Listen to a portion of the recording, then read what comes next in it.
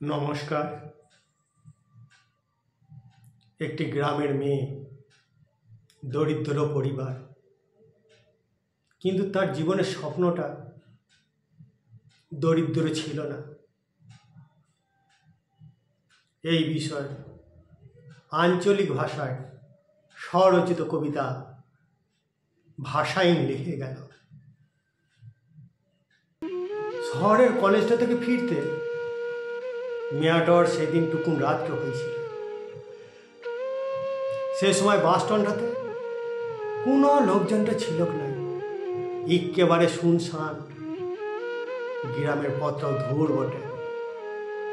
ডরে হনহনিয়া যাতে গিয়ে ভুঁইটা আচরটা খাতে কেউ আকে জাপটাই ধরতে বেদম চেঁচাইলেও কোনো মানুষ বাঁচাইবার দিকে আসে না।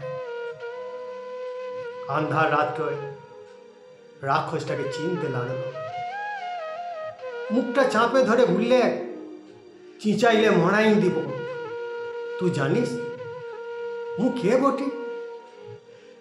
ঠিক ঠাউটটা করতে লা পারলেও গলাটা শুনে বুঝে গেল উটো গ্রামের মোড়লে লম্পট বেটাটা বটে।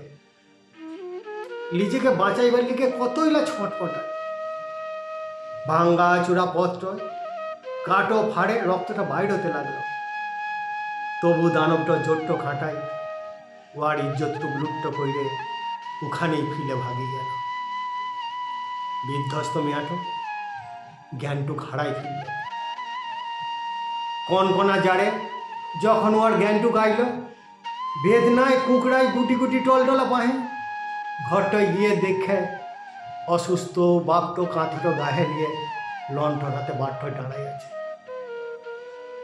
আর মাটো তালাইটোতে বসে গুমড়াই গুমড়াই কাঁদে যাচ্ছে। বিটি কাছকে আসতে এই মাটো ছুঁইটে জড়াই ধরতেই বুঝে গেল ওর বড় ক্ষতিটা হয়ে গেছে। এই কথাটা যে ভোরের মোরগটা ডাকার আগুতেই ঝড় গতিতে গ্রামের লোকের কাছে চাউর হয়ে গেছে সেটাও ওরা জানে না। কে কে কত মেয়া মরদ আইছে ওর বাপ মাটোকে বহুত নোংরা নোংরা বাকানটা শোনাই দিয়ে গেল। তখনও সূর্যি মামা তো ঘুম থেকে উঠে না। কেউ বলে হাতে ডাগর মেয়া লেখাপড়া করতে কি যায় বটে, এটাই ওর কামটা আছে। মোড়ল বাদে ডেকে পাঠাইছে, সাঁঝে সালিসি সভাটা হবে। ই কথাটা শুনে দিন ভোর কেউ কোনো দানাটুকু মুখে তুলতে লাড়ল।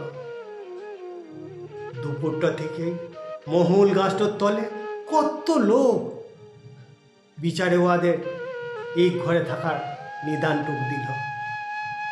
গোটা পরিবারটা সুবিচারে লাইকে ওদের হাতে পায়ে ধরল। মোড়ল মেয়াটার কোনো কথায় কানটুকো দিল না। কুলাটা বলে লেখাপড়াটুকু বন্ধ করে দিল, আবার শাঁসাই দিল। এই কথা লড়চট্টা হলে আর গ্রামেই থাকতে দিবে না। এই কথা শুনে মেয়াটা মোড়লের মুখের উপর গমগমা গলায় গজরাই উঠে দমে দু চার কথা শোনাই দিলে মোড়ল রাই গিয়ে ওর হাত পাটো বাঁধে মাথাটা মুড়াই দিল। মেয়াটো লাই চেয়ে ঘৃণা আর মুখে কোনো রাটু কাটত না, শুধুইলা দুটা চোখ থেকে টপ টপায় জলকে ঝরত।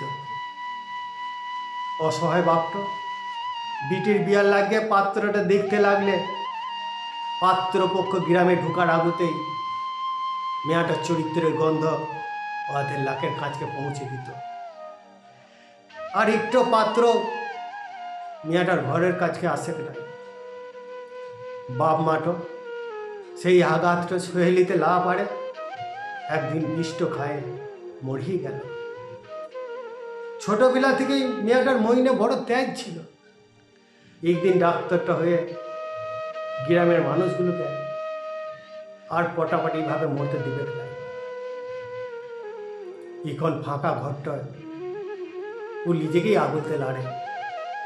হায়নার দল সাঁজটো লাভ দেয়, ও আর আগরটা ধরে ছটপটায় লা, তবে ওকে কেউ সিঁদুরটুক দিবার লিগে লয়। ইক বাদল ঝরা রাত মুখোশধারী মোড়লটাও ওয়ার দুয়ারটাও ভাঙ্গে ওয়ার উপর হামলে ইজ্জতটুক লুটে নিতেই ও বাঘিনীটা হয়ে হাঁসুয়ার কোপে ওর গলাটা লাভাই ফেললে।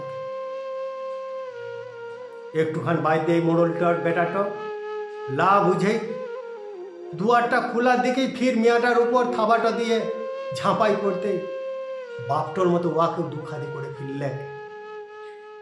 পরশদিন বিহান বিলায় মেয়েটাকে যখন দেখাটা গেল, নদীর ধারটায় বিবস্ত্র ক্ষত বিক্ষত হয়ে পড়িয়াছে। তখন হিংস্র পশুগুলার আক্রমণে ঘাটো থেকে রক্ত বেড়ায়, নদীর বালুগুলা ভিজি যাচ্ছে। নদীর জোয়ারের টাইনে চাঁদটির সকল স্বপনটুক ভাষায় মিলিয়ে গেল। নমস্কার।